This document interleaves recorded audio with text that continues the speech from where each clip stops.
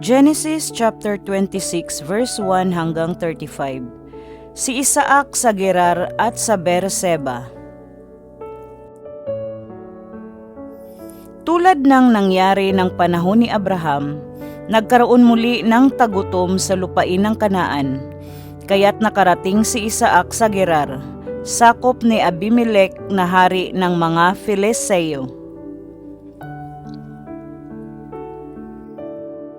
Nagpakita si Yahweh kay Isaac at nagsabi, "Huwag kang pupunta sa Ehipto, manirahan ka sa lupaing ituturo ko sa iyo. Dito ka muna, sasamahan kita at pagpapalain.